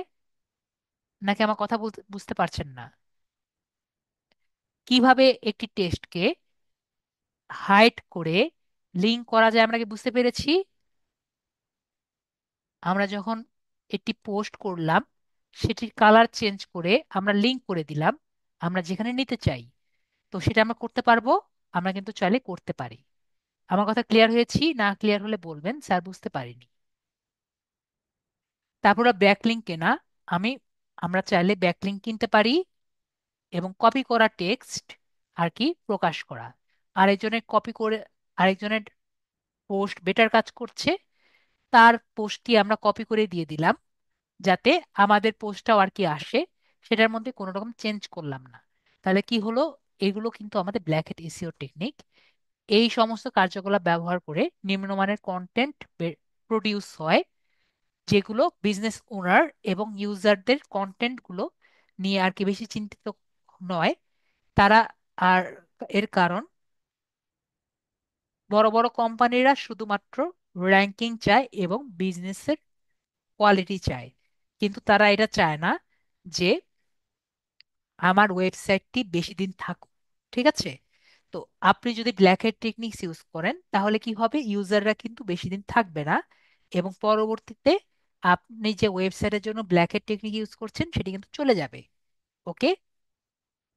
তো আমরা বুঝতে পারলাম যে ইনফরমেশনের জন্য আম, আহ, আর আমরা বুঝলাম যে এই টেকনিক্স গুলো হোয়াইট হ্যাট এসইও এর মতো আর মতো না। এটি খুবই ক্ষতিকর একটি টেকনিক, যেটা আমরা ব্যবহার করব না। এদিকে আমরা বুঝতে পেরেছি সবাই। ব্ল্যাক লাইট টেকনিক্স গুলো কি আমাদের মোটামুটি ক্লিয়ার হয়েছি? না হলে বলবেন স্যার আমি বুঝতে পারিনি। আমি কিন্তু ক্লাস করাই একটু বেশি ভিতর দিয়ে, না বুঝলে অবশ্যই বলবেন। ঠিক আছে? সবাই বুঝতে পারবে বিষয়টি এমন না, সুতরাং বলবেন, আপনার মনের কথা আমি বুঝবো না। তারপরে হলো গ্রেড এসইও। গ্রেড এসইও আমরা বুঝতে পারছি যে ব্ল্যাক হেড এবং হোয়াইট হেডের মিশ্রণ কি গ্রে হেড। তো গ্রে হেড এসইও ইতিমধ্যে এসইও দুটো পদ্ধতির মিশ্রণ, নাম থেকে বোঝা যাচ্ছে। গ্রে হেড এরিয়াগুলো বোঝায় যেগুলো দেখে মনে হয় তারা সঠিকভাবে কাজ করছে, কিন্তু একইভাবে গুগল এটি সমর্থন করে না। তাহলে গুগল কখনোই এই টেকনিক্স গুলো ব্যবহার করার জন্য আপনার পেজটিকে নিষিদ্ধ করতে পারবে না, তবে তারা বিজনেস এর ভাবমূর্তি খারাপ করতে পারে এবং গুগলকে আপনার সাইটের র্যাঙ্কিংও চাইলে বন্ধ করে দিতে পারে। ওকে? তাহলে গ্রে হেড টেকনিক্স গুলোর মধ্যে কি কি আছে? একটি হলো, আপনি যদি অদক্ষ বট ব্যবহার করেন, আমি যেভাবে দেখিয়েছি সেভাবে আপনি ভালো মতো কন্টেন্ট যদি ব্যবহার না করেন। আমি কিন্তু অলওয়েজ চ্যাট জিপিটি দিয়ে যখন ব্যবহার করেছি, আমি কি বলেছি, আপনি অলওয়েজ চ্যাট জিপিটি এভাবে ব্যবহার করবেন যেন আপনি যা দেখছেন চ্যাট জিপিটি তাই দেখে। আমি আবারও বলছি, চ্যাট জিপিটি তখন ব্যবহার সেভাবে ব্যবহার করবেন যেন আপনি যা দু চোখে দেখছেন চ্যাট জিপিটি তাই দেখে। অলওয়েজ সব ইনফরমেশন দিবেন। ঠিক আছে? যদি কোনো ইনফরমেশন বাদ দেন তাহলে কিন্তু চ্যাট জিপিটি আপনাকে বেটার রেজাল্ট দিবে না। যদি আপনি ভালো মতো ইনফরমেশন না দেন, আপনাকে কিন্তু চ্যাট জিপিটিও ভালো ইনফরমেশন দিবে না। তারপর হলো মিথ্যা রিভিউ। এর কন্টেন্ট গুলো দেওয়া, আপনি মনে করেন একজনকে টাকা দিলেন আপনার পোস্ট নিয়ে একটা মিথ্যে রিভিউ দাও দিতে, তাহলে কি হবে, তাহলে কিন্তু আপনার সেটাও গ্রে হেড হিসাবে আর কি হয়, কারণ আপনাকে কিন্তু কিছু বলতে পারবে না। ঠিক আছে? তারপরে হলো লিঙ্ক বিনিময় করা। লিঙ্ক বিনিময় করাও কিন্তু আপনার গ্রে হেডের কাজ। ক্লিক বেট আর্টিকেল প্রকাশ করা, যেমন মনে করেন আমি ডিম পোচের কথা বলেছিলাম, এই ডিম পোচ লিখলাম, this egg will change your life. ঠিক আছে? This recipe will change your life. তো এরকম ক্লিক বেট দিলেন, একবারে ভুল না একবারে ঠিকও না। ঠিক আছে? তো এরকম করে ক্লিক বেট আর্টিকেল দিলে ক্লিক পড়বে, কিন্তু এটি আপনাকে একবারে লাস্ট লং করবে এমন কিন্তু না। আমরা তাহলে বুঝতে পেরেছি গ্রে হেড বিষয়টি কি। গ্রে হেড বিষয়টি হলো যে আপনার অনেক সময় ভালো কাজ করতে পারে, অনেক সময় খারাপ কাজ করতে পারে, কিন্তু যদি গুগল বুঝতে পারে আপনি খারাপ কাজ করছেন, আপনার ওয়েবসাইটটি চলে যেতে পারে বা আপনার কন্টেন্টটি খারাপ দিকে আসতে পারে। তাহলে আমরা গ্রে হেড টেকনিক্সও ক্লিয়ার হয়েছি। তারপরে হলো, আমরা ব্ল্যাক হেড এবং হোয়াইট হেডের মধ্যে যদি পার্থক্য বুঝতে চাই, এটা না বুঝলেও হবে অত বেশি, তাও যদি আমরা বুঝতে চাই, ব্ল্যাক হেডের মধ্যে আমরা কি দেখতে পাচ্ছি, ডোরওয়ে পেজেস। ডোরওয়ে পেজেস কাকে বলে? ডোরওয়ে পেজেস হলো এমন কিছু পেজ যার মধ্যে অনেক বেশি কিওয়ার্ড থাকে। ঠিক আছে? কিওয়ার্ড দিয়ে ভরা পেজ, সেটি হলো ডোরওয়ে পেজ। এছাড়াও আরো বলতে পারি যে ওই পেজে থাকলে আপনার অন্য জায়গায় রিডাইরেক্ট করে দিবে, কোয়ালিটি ভালো হবে না, কন্টেন্ট গুলো যে পেজের মধ্যে থাকবে ডোরে পেজেসে এগুলো বেটার হবে না, এবং সার্চ ইঞ্জিন নীতিমালার বাইরে থাকবে। এছাড়াও আমাদের এভাবে আর কি কন্টেন্টটি করা হবে ডোরে পেজেসে, যাতে ইউজাররা চাক বা না চাক সেখানেই আসে। আর কোয়ালিটি কন্টেন্ট আমরা এমনি বুঝতে পারছি ওয়াইটি থাকবে। হিডেন টেক্সট অর লিঙ্কস, তো হিডেন টেক্সট অর লিঙ্কস আমরা বুঝতে পারছি যে সবগুলো টেক্সট গুলো হিডেন হিসেবে থাকবে। টাইটেলস অ্যান্ড মেটা ট্যাগস, ঠিক আছে। তো হোয়াইট কথা বললাম, সুন্দর মতো এখানে লেখা থাকবে। কিওয়ার্ড স্টাফিং, একটু আগে বলেছি বেশি বেশি বেশি কিওয়ার্ড থাকবে। আর কোয়ালিটি ইনবাউন্ড লিঙ্কস, লিঙ্কস গুলো কোয়ালিটি ইনবাউন্ড থাকবে। স্নিকি রিডাইরেক্ট, সুন্দর মতো চুপচাপ করে অন্য জায়গায় নিয়ে যাবে আপনাকে। আর লিঙ্ক বেটিং, আমাদের লিঙ্ক গুলো বেট করা হবে। ক্লোকিং, আজান হচ্ছে, আমি একটু মিউট যাচ্ছি।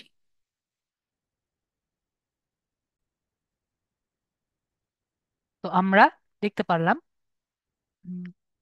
কিওয়ার্ড স্টাফিং দেখলাম, স্নিকি রিডাইরেক্ট বুঝেছে। এখন ক্লোকিং এ ছিলাম। ক্লোকিং আসলে বলতে গেলে আমরা ক্লোকিং বিষয়টা বুঝি অনেকে। ক্লোকিং মানে আমরা কি জানি? ক্লোকিং মানে হলো লুকিয়ে লুকিয়ে থাকা, ঠিক আছে। বিষয়টি কিন্তু এখানেও কিন্তু সেম। ক্লোকিং মানে কি? লুকিয়ে থাকা। তো ক্লোকিং যদি আমার আইটি দিক থেকে বা আমাদের ব্ল্যাক হ্যাট এর দিক থেকে যদি চিন্তা করি, ক্লোকিং আমরা তিন ভাবে করতে পারি, ঠিক আছে। তো কি কি ভাবে? একটি হলো আমাদের আইপি বেসড ক্লোকিং, মানে আমাদের যে জায়গাটি আছে, লোকেশন বেসড ক্লোকিং, এটি হলো একটা। নেক্সট হলো আমাদের ইউজার এজেন্ট ক্লোকিং, সেটা হলো নর্মালি আমাদের কন্টেন্ট এর উপরে ক্লোকিংটা হয়, মানে হাইড করা হয় কন্টেন্ট। আরেকটি হলো জাভাস্ক্রিপ্ট ক্লোকিং, ঠিক আছে। সেটি আমাদের সম্পূর্ণ ইয়ের কোডের উপরে হয়, ঠিক আছে। তো এই তিন টাইপের আর কি নর্মালি আমার জানা মতে ক্লোকিং হয়। তো এইগুলো ক্লোকিং করে আমাদের কন্টেন্টটি হাইড করা হয়, যাতে ইউজাররা বুঝতে না পারে তারা আসলে কোথায় ক্লিক করছে, ঠিক আছে। আর এখানে আমি কি দেখতে পাচ্ছি? ইউজ সুন্দর মতো আমরা মার্ক আপ করে দিই, যাতে সুন্দর মতো আমাদের কন্টেন্টটি সবার সামনে আসে। আর এখানে দেখতে পাচ্ছি link manipulation, including buying link, সেটি একটু আগে বললাম। এছাড়াও আমাদের এখানে আছে যে আর্টিকেল স্পিনিং। আর্টিকেল স্পিনিং মানে কি? একটি আর্টিকেল বারবার কপি পেস্ট করাকে বলা হচ্ছে আর্টিকেল স্পিনিং। আর এখানে আমি দেখতে পাচ্ছি সাইট অপটিমাইজেশন, ঠিক আছে। সাইট অপটিমাইজেশন মানে হলো যে সাইটটাকে সুন্দর মতো অপটিমাইজ করা, যাতে আমার কন্টেন্ট গুলো সুন্দর মতো রেডি হয়ে আছে, সেটিকে করা হচ্ছে সাইট অপটিমাইজেশন করা। আর এখানে আবার দেখতে পাচ্ছি link farms, link wheels or link networks. আর এখানে দেখতে পাচ্ছি keyword research and effective keyword use. তো এখানে আমরা দেখতে পাচ্ছি কিওয়ার্ড রিসার্চ করা, কিওয়ার্ড ইফেক্টিভ কিওয়ার্ডস ইউজ করা, যেগুলো আমি ক্লাসে আর কি দেখাই। এইগুলো হলো ওয়াইট এর মধ্যে আর কি পড়ে। আর লাস্টে হলো নেগেটিভ হ্যাট এসিও। তো নেগেটিভ হ্যাট এসিওর মধ্যে কি কি আসে? নেগেটিভ এসিও হলো এক কথায় যে অন্য কারো উপরে আপনি মনে করেন, অন্য কারোর উপরে যদি আপনি ব্ল্যাক হ্যাট এসিও ইউজ করেন, আমরা কি জানি? আমরা জানি যে ব্ল্যাক হ্যাট এসিও ইউজ করলে গুগল থেকে চলে যাবে, তাই না? এতটুকু আমরা জানি, তাই না?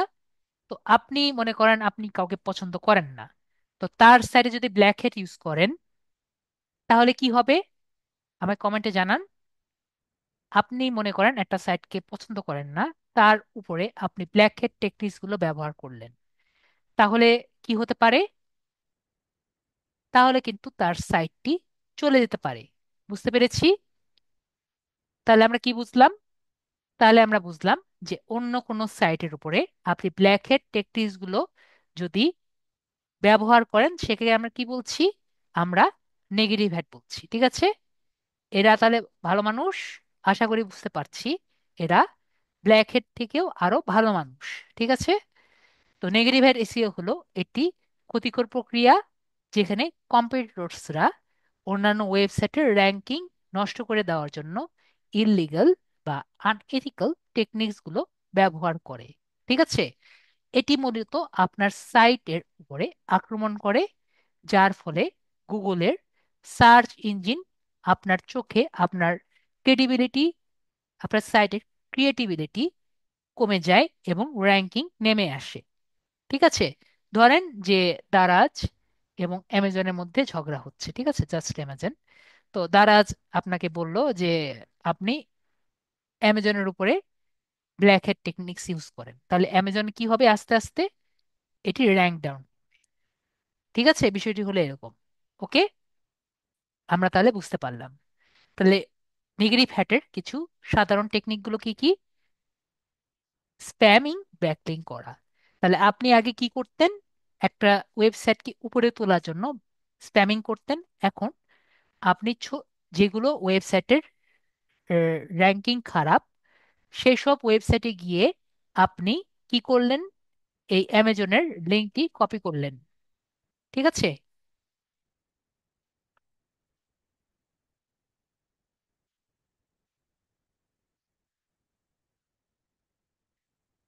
ওকে, যেটা বলছি, কম্পিটিটরসে আপনার ওয়েবসাইটের নিম্নমানের ব্যাকলিঙ্ক তৈরি করলেন এবং এইসব ওয়েবসাইটকে আপনি দিলেন।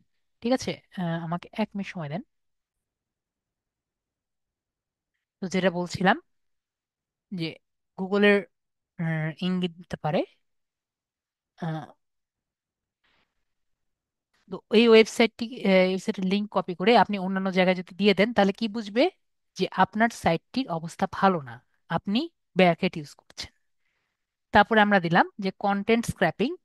আপনি মনে করেন অ্যামাজনের লিঙ্কগুলো, কন্টেন্টগুলো নিয়ে খারাপ ওয়েবসাইটে গিয়ে কপি করে পেস্ট করলেন, তাহলে গুগল ভাববে যে অন্যান্য ওয়েবসাইটের বিষয়গুলো নিয়ে আপনি কপি পেস্ট করছেন। ঠিক আছে, তাহলে কি হবে? কেউ বুঝতে পারবে না যে আসলে কে কাকে কপি করছে। ঠিক আছে, তাহলে কি হতে পারে? অ্যামাজনে কিন্তু র্যাঙ্ক ডাউন হতে পারে। এছাড়াও হ্যাকিং অ্যাটাক তো আছেই, কিছু হ্যাকারসরা সাইডের ক্ষতিকারক কোড ইনজেক্ট করে, যার ফলে সাইটকে আনট্রাস্টওয়ার্দি হিসাবে উপস্থাপন করতে পারে।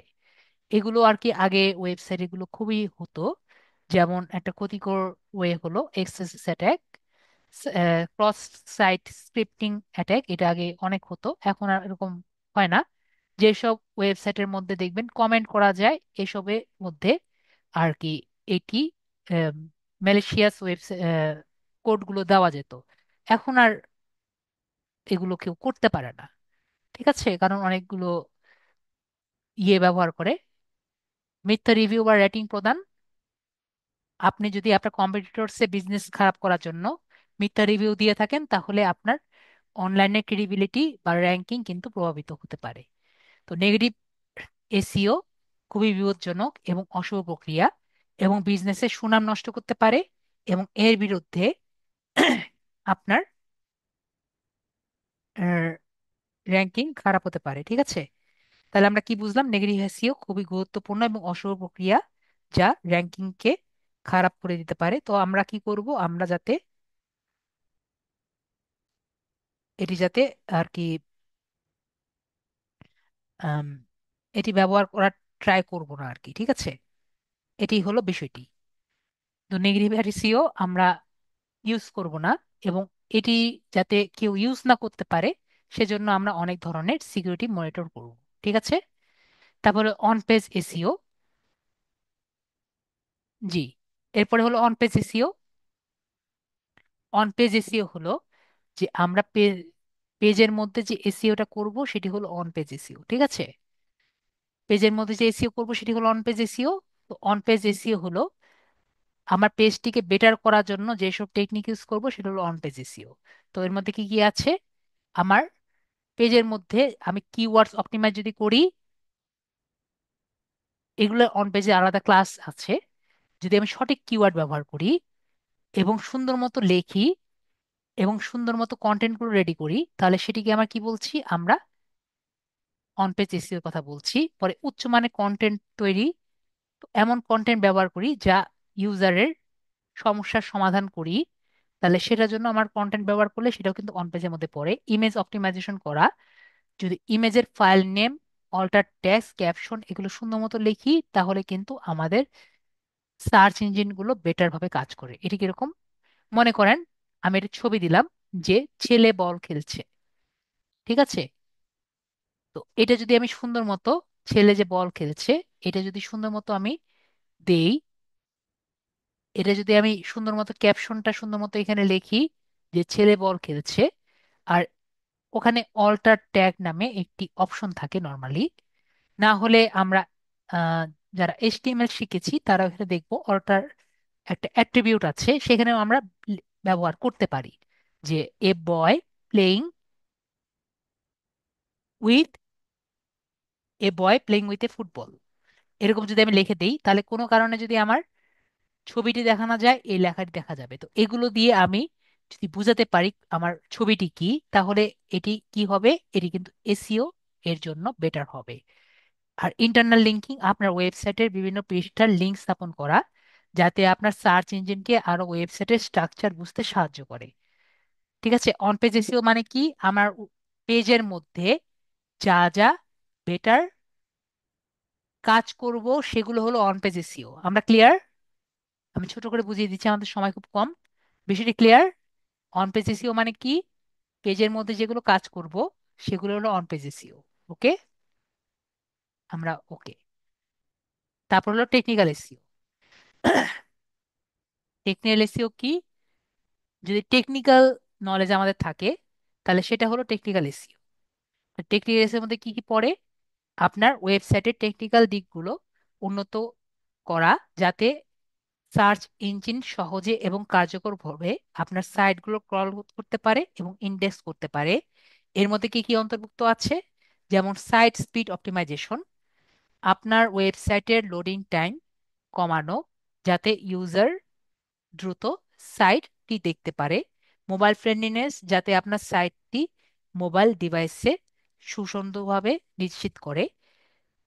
আমরা অনেক সময় দেখি মোবাইল সাইটটি মোবাইলে ভালো মতো পরিষ্কার হয়ে দেখা যায় না, যাতে মোবাইলে পরিষ্কারভাবে মানে ছোট হয়ে আসে। যেমন আমার সাইটটিও দেখবেন মোবাইলে যখন আসবে ছোট হয়ে আসবে। তো এই সকল কাজগুলো করার জন্য আমরা কি করব, মোবাইল সাইটের জন্য অপটিমাইজ করার লাগে এসএসএল সার্টিফিকেট ব্যবহার। আমার ওয়েবসাইটটি কিন্তু এইচটিটিপিএস দ্বারা, এসএসএল সার্টিফিকেট নেই। এসএসএল সার্টিফিকেট মানে কি, hyper test transfer protocol secured. ঠিক আছে, তো যদি এসএসএল সার্টিফিকেট ব্যবহার করি তাহলে এটি সিকিউরড। ওকে, তারপর হলো সাইট ম্যাপ এবং রোবট টিএক্সটি ফাইল। সাইট ম্যাপটি কি আমি ছোট করে বুঝিয়ে দিই। আমাদের বইয়ের কি একটি সূচিপত্র আছে না, আমরা কি বইয়ের সূচিপত্র দেখেছি কেউ? এখন যদি একটা অপশন থাকতো যে গুগল বুঝতে পারতো যে কোন পেজে যাওয়া লাগবে এবং কোন পেজে যাওয়া লাগবে না, তাহলে কি গুগল কি ইজিলি ক্রল করতে পারতো? আমাকে এটার আনসার দেন। যদি এটা বুঝতে পারতো যে কোন পেজ আর কি আমার ইজিলি যাওয়া লাগবে, কোন কোন পেজ আমার এটা আছে, তাহলে কি ও ইজিলি ক্রল করতে পারতো? আশা করি আমরা বুঝতে পেরেছি। তাহলে এই যে আমার সূচিপত্র, সূচিপত্র হলো সাইট ম্যাপ। ঠিক আছে, কিভাবে সাইট ম্যাপ করা যায় আমাদের কোর্সে যদিও নেই, আমি ক্লাস একবারে আমাদের কোর্সের শেষের দিকে মনে করিয়ে দিন, আমি দেখিয়ে দিব।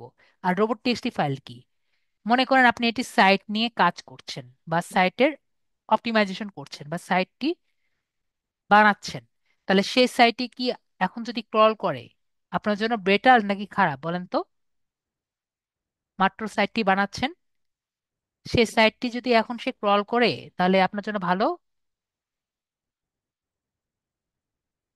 এখন আপনি এটা ডেভেলপমেন্ট করছেন, তাহলে সেই সাইটটি যদি এখন ক্রল করে তাহলে কিন্তু আপনার জন্য ভালো না, তাই না? কারণ এখানে কিন্তু অনেক অপ্রয়োজনীয় জিনিস আপনি ইনক্লুড করছেন। তাহলে সেখানে আপনি রোবট টিএক্সটি ফাইলের মধ্যে আপনি লিখবেন যে সাইটটি গুগল অ্যাড করবে না। তাহলে আমরা বুঝতে পেরেছি সাইট ম্যাপটি কি এবং রোবট টিএক্সটি ফাইল কি। আমরা তাহলে বিষয়টি ক্লিয়ার হয়েছি। ওকে, তাহলে আমরা বুঝতে পারলাম যে সাইট ম্যাপটি কি এবং রোবট টিএক্সটি ফাইল কি, এবং এটি ব্যবহার করলে আমাদের সাইটের উন্নতি হবে, আমাদের সাইটের কিন্তু উন্নতি হওয়ার পসিবিলিটি আছে। ওকে, তাহলে অফ পেজ এসইওটি কি? অফ পেজ এসইও হলো এমন সব টেকনিক যেটা আমার সাইটের বাইরে আর কি ব্যবহার করা হয়। ঠিক আছে, তো অফ পেজ টেকনিক গুলো হলো যে আপনি আপনার সাইটের বাইরে এমন কার্যকলাপ যা আপনার ওয়েবসাইটের র্যাঙ্কিং উন্নত করতে সাহায্য করে। এর মধ্যে কি আছে? ব্যাকলিক বিল্ডিং, আপনার ওয়েবসাইটের মানসম্পন্ন ব্যাকলিঙ্ক তৈরি করা যা আপনার গুগলের কাছে আপনার সাইটের ক্রেডিবিলিটি বা বিশ্বাসযোগ্যতা বৃদ্ধি করে। ঠিক আছে? মানে আপনি মনে করেন আমার সুদীপ সরকার যে ওয়েবসাইটটি আছে, এটি যদি আমি অন্যান্য ওয়েবসাইটে আর কি ছড়িয়ে দেই, তাহলে সেটি কি হবে? মনে করেন আমি ফেসবুকে আমি দিয়ে দিলাম, বা অন্যান্য ওয়েবসাইটে আমি এটি ছড়িয়ে দিলাম, এটি কি হবে? এগুলো অফ সাইট হবে, অফ পেজ হবে। আমরা ক্লিয়ার? অফ পেজ কাকে বলছি? আমরা মনে হয় ক্লিয়ার। তাহলে এগুলো যদি আমি করি, তাহলে আমার পেজ সাইটের ক্রেডিবিলিটি এবং বিশ্বাসযোগ্যতা বাড়বে। তো একইভাবে আমি যেহেতু ফেসবুকে কথা বললাম, সোশ্যাল মিডিয়াতে আপনার কন্টেন্ট শেয়ার করলে ইউজারের ইন্টারাকশন বাড়বে। তাহলে এটি হলো সোশ্যাল মিডিয়া মার্কেটিং। এখন মনে করি যে আমার এই সুদীপ সরকার যে ওয়েবসাইটটি আছে, সেটি আমি বিবিসির যে পেজ আছে বা ওয়েবসাইট আছে সেখানে আমি একটি পোস্ট করলাম। ঠিক আছে? ওদের অ্যাডমিনের সাথে আমি এটি চুক্তি করে নিলাম, এবং এখানে একটি আর্টিকেল আমি পোস্ট করলাম যে আমার ওয়েবসাইটটি থেকে ভালো ভালো একটি ওয়েবসাইট নেই। তাহলে আমি একটি গেস্ট পোস্ট যদি লিখি, তাহলে একটি ব্যাকলিঙ্ক করি, আমার কি ইউজার আসবে? ওদের ইউজার কিন্তু আমার এখানে আসবে। তাহলে এটি কি হলো? একটি কিন্তু অফ পেজ কন্টেন্ট হলো। একইভাবে আমরা অনেক ইনফ্লুয়েন্সার মানুষ চিনি যারা ফেসবুকে অনেক বেশি মানুষ চিনে। যেমন মনে করেন সালমান মুক্তাদির আছেন, তারপরে আর অনেক আছেন, কি জানি বলে, আম, খাবারের কন্টেন্ট অনেক আছে। ঠিক আছে? এখন মনে পড়ছে না। রাফসান তো ছোট ভাই না? এরকম অনেকে আছে। তো এরা কি করে? এরা কিন্তু কন্টেন্ট বানায়। তো এদেরকে আমি বললাম যে আমার যে এই সুদীপ সরকার ওয়েবসাইটটি আছে এটা প্রমোট করে দেন। ঠিক আছে? তো এরা কি করলো? এদের সাইটটি, আমার সাইটটি তারা প্রচার করলো তাদের পেজে। তাহলে আমার সাইটটি যে তারা প্রচার করে দিল, তাহলে এই মার্কেটিংটা করলো, এটি কি? এটি কিন্তু অফ পেজ। তাহলে আমরা অফ পেজটি ক্লিয়ার হয়েছি। অফ পেজ এসইওটি কি? আশা করি আমরা মোটামুটি ক্লিয়ার হয়েছি। ওকে? তাহলে অন পেজ কি, অফ পেজ কি, আমরা তাহলে ক্লিয়ার? আশা করি ক্লিয়ার। এরপরে হলো লোকাল এসইও। লোকাল এসইও এক কথায় আমি বুঝিয়ে দিই। আপনার বাসার সামনে একটা দোকান আছে, এই দোকান যাতে দ্রুত সেল হয়, তার জন্য আপনি যেসব কিওয়ার্ড ব্যবহার করেন এবং অপটিমাইজ করেন, সেটি হলো কি? সেটি হলো লোকাল এসইও। ক্লিয়ার হয়েছি আমরা? মনে করেন আপনি মিরপুরে আছেন, মিরপুর 10-এ আছেন, এখানে একটা দোকান আছে, and এই দোকানের লোক বলছে আমার জিনিসপত্র সেল হচ্ছে না। তাহলে কি আমি পুরো বাংলাদেশের লোককে আপনি টার্গেট করবেন, নাকি মিরপুর 10-এর লোক আপনি টার্গেট করবেন? বলেন তো, টেক্সটে লেখেন। মিরপুর 10-এর লোক টার্গেট করবেন, নাকি পুরো বাংলাদেশের লোক টার্গেট করবেন? তো আমরা বুঝতে পারছি যে আমরা শুধুমাত্র মিরপুর 10-এর লোক টার্গেট করব। তাহলে এটা কিসের জন্য আপনি বুঝতে পারছেন? আপনি কিন্তু লোকাল এসইও দিয়ে টার্গেট করছেন। তো আমরা যদি পোস্ট করি, তাহলে আমরা কিসের জন্য টার্গেট করছি? এটা কিন্তু শুধুমাত্র মিরপুর 10-এর জন্য টার্গেট করছি। এটা কি? Local SEO. এটি প্রক্রিয়া যেটি বিজনেস এর লোকাল সার্চ ইঞ্জিন ফলাফলে উন্নত করতে সাহায্য করে, এবং যদি আপনার বিজনেস নির্দিষ্ট জিওগ্রাফিক্যাল কাস্টমারকে টার্গেট করে তাহলে তারা বিশেষভাবে গুরুত্বপূর্ণ। তাহলে এর মধ্যে কি কি আছে?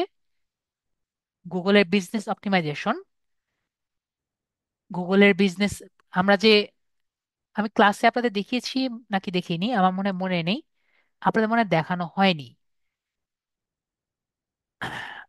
গুগলের মাই বিজনেস যেটা আছে, সেটা হলো আপনাদের একটি ভালো উদাহরণ গুগলের এসইও টেকনিক্সের। ঠিক আছে? ওকে, এটা কি বললাম? গুগলের মাই বিজনেসটি হলো আপনার গুগলের টেকনিক্সের একটি ভালো উদাহরণ। এছাড়া লোকাল টেকনিক্সে লোকাল কিওয়ার্ড ব্যবহার, আপনি যে লোকাল একটু আগে বললাম মিরপুর 10, এটিও কিন্তু লোকাল কিওয়ার্ডস এর ব্যবহার। লোকাল ডাইরেক্টরি লিস্টিং, আপনার বিজনেসকে লোকাল ডাইরেক্টরি ওয়েবসাইট গুলোতে তালিকা করা, এটাও কিন্তু আপনার লোকাল এসইওর কাজ। যেটা আমি ডাইরেক্টরি লিস্টিং দেখিয়েছিলাম, এটিকে ডাইরেক্টরি লিস্টিং এ অ্যাড করাও কিন্তু লোকাল এসইও এর কাজ।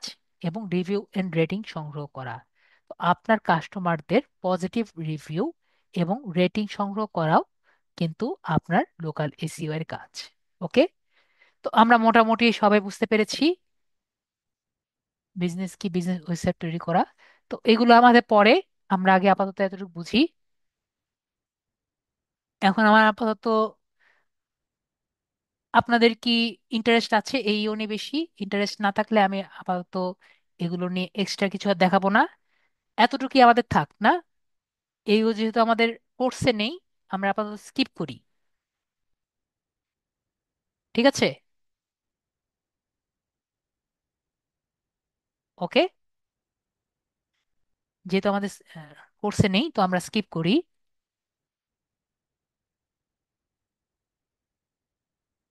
তো আমরা তাহলে বুঝতে পারলাম। আর আমাকে বলছে যে, আমাদের এক ভাই বলছে শর্ট ইয়ে বলতে, আমাদের আরো কয়েকদিন সময় আছে, আরেকদিন সময় আছে, আমরা কথা বলতে পারবো এক্সাম নিয়ে।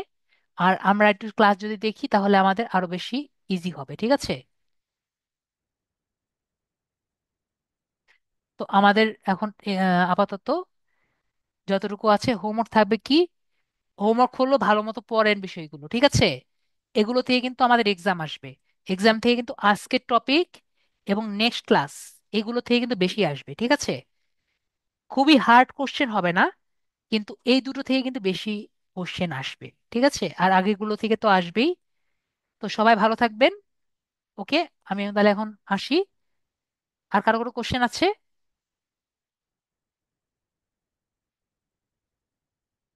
আজকে ক্লাস ভালো মতো বুঝতে পেরেছেন? অনেক সময় নিয়ে ক্লাস করিয়েছি যাতে কারো কোনো কোশ্চেন না থাকার জন্য। তাও যদি কোশ্চেন থাকে বলেন।